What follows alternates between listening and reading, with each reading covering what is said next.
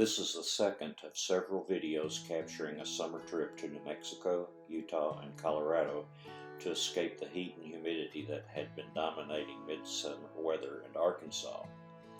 Last week's video chronicled the first few days of the trip, including visits to a national monument, 2 national parks, a state park, and several interesting sights along the way.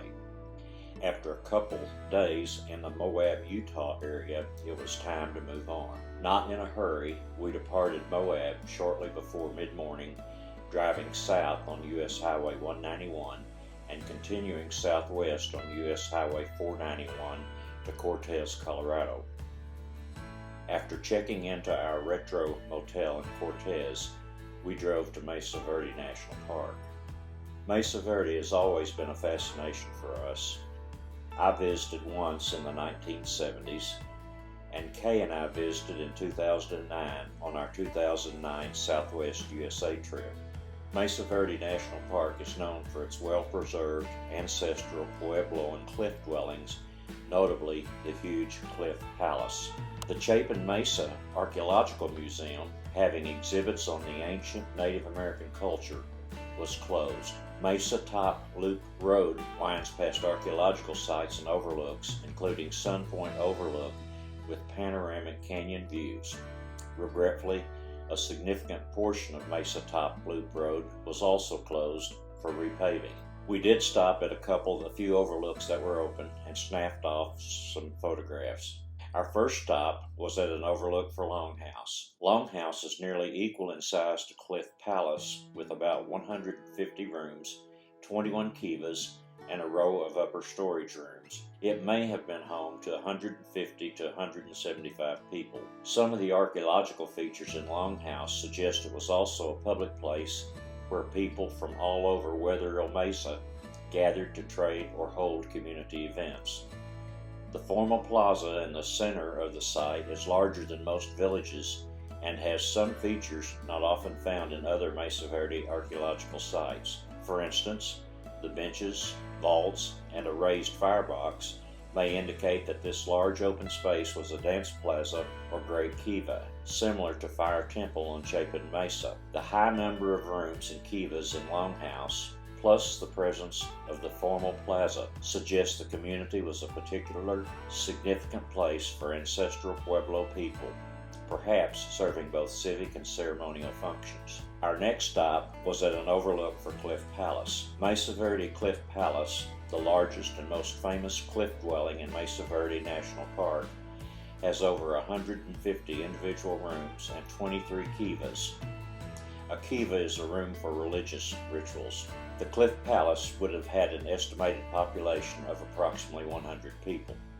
Because of so many closures, Mesa Verde was a bit of a disappointment, but fortunately our prior visit was thorough. The following morning, we departed Cortez and drove east to Chimney Rock National Monument. There are many Chimney Rocks in the U.S., including the more famous, but perhaps of less significance, Chimney Rock National Historical Site in Nebraska. It has become one of the most notable landmarks in the American West, largely due to its stop along the Oregon Trail. We visited there in 2011. There's also Chimney Rock State Park in North Carolina, which we visited in 2020.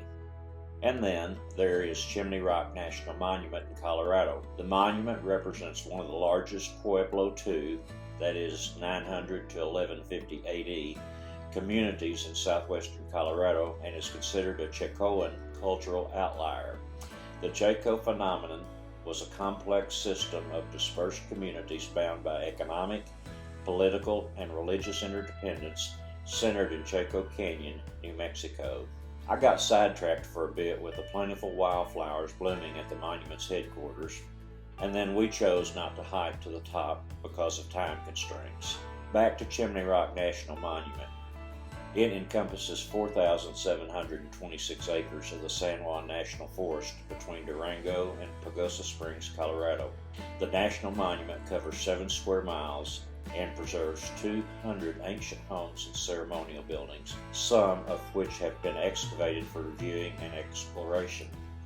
A great kiva, a pit house, a multi-family dwelling, and a Chacoan-style great house, pueblo. Chimney Rock is the highest in elevation of all the Chacoan sites at about 7,000 feet above sea level.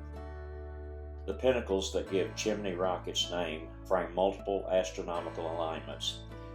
It began sprinkling as we were departing Chimney Rock National Monument, a sign of weather to come. We continued east and north in the rain to our terminal destination, Creede, Colorado, where we spent the next 2 weeks.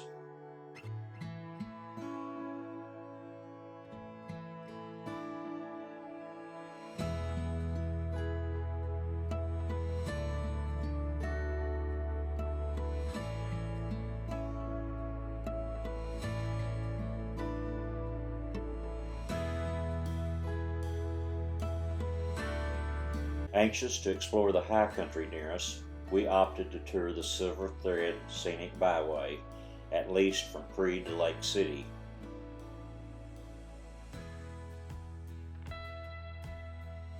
Lunch was at Southern Victuals in Lake City. We both had chicken strips, and they were delicious. After lunch, we continued north on the Silver Thread Byway to the ranching community of Powderhorn, then back south on County Road 50 to Colorado Highway 149, the Silver Thread Scenic Byway. The Scenic Byway along the way was breathtaking. Mountain vistas at every turn, creeks and streams, small high country lakes, and lush valleys. Wildflowers were plentiful and made for a few decent photographs.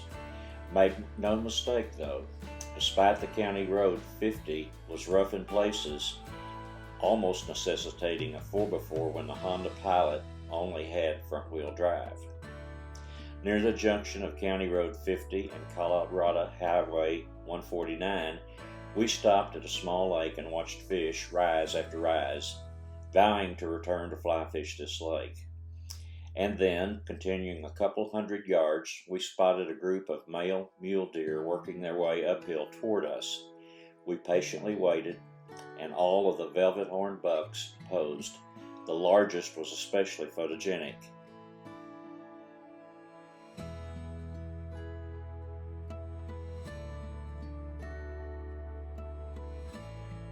We returned to the cabin after dark and watched television for a while before bedtime. A few weeks before scheduling our trip to Creede, a check was made to determine if they had pickleball, and they did. Consequently, after waking up, we headed into town to the Virginia Christensen Multi-Use Facility. Several folks were waiting at the locked door, and it opened at 9 o'clock sharp. We paid $3 each and walked into the gym. This gym serves multiple purposes, and the floor was covered with line markings: full court basketball, half court basketball, volleyball, hockey, and pickleball. Portable nets were quickly set up to form 2 courts with a barrier net between them. We all grabbed paddles and began dinking, that is, warming up. Dividing into 2 groups of 4, the games began. It was so much fun, and most of the people there were our age and from one of the local RV parks. One gentleman, Robin, was 97 years old and an excellent player. He couldn't move very far or fast, but could place shots on a dime. At 12 o'clock noon, play ended as another group took over the court. They were from an RV park in South Park, Colorado, between Creede and Pagosa Springs, and were very good. Lunch was at a local eatery, and then it was back to the cabin to change clothes. We then drove north on the Silver Thread Scenic Byway to the South Clear Creek Falls trailhead. The short hike, 1/2 mile round trip, started in the Silver Thread campground in an aspen grove. The trail then switched back down towering cliffs surrounding a forested bowl to a viewpoint with a metal railing. There was also a rather treacherous trail that leads down to the base of the falls into South Clear Creek. Raspberries were plentiful along the trail to the base of the falls. South Clear Creek Falls is one of the most impressive waterfalls in Colorado. While not quite as tall as Bridal Veil Falls, Colorado's tallest waterfall, or neighboring North Clear Creek Falls, it is a powerful waterfall, and the trail allows you to get up close and personal. Along the trail and in the campground parking lot, wildflowers were seemingly blooming everywhere. Here are a few photos.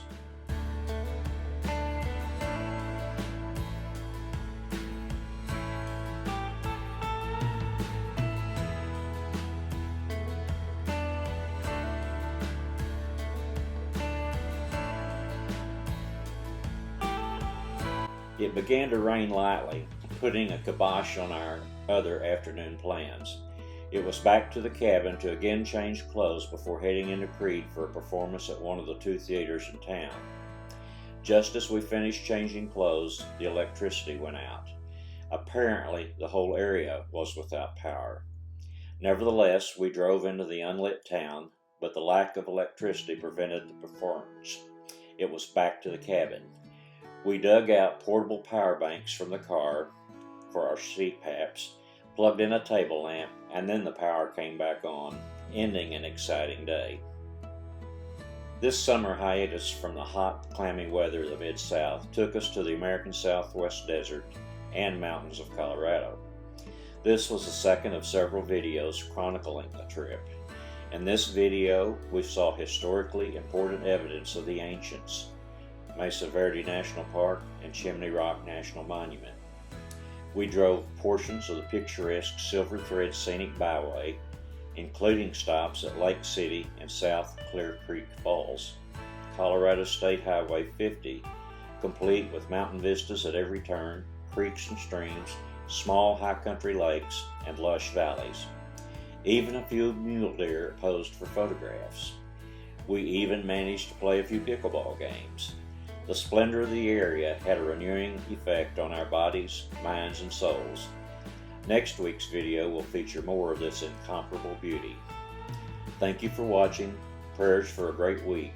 Goodbye for now, and connect with us again next week.